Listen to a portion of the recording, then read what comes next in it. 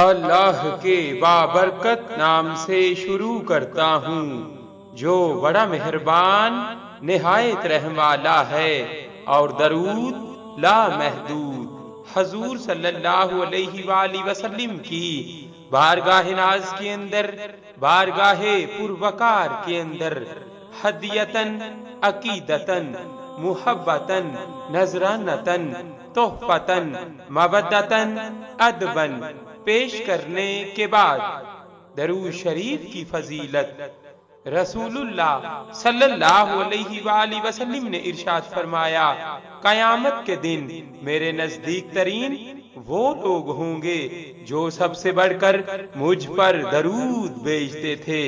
برائے مہربانی ایک دفعہ درود شریف پڑھ کر آگے شیئر کریں۔ صلی اللہ علیہ وآلہ وسلم۔ صلی اللہ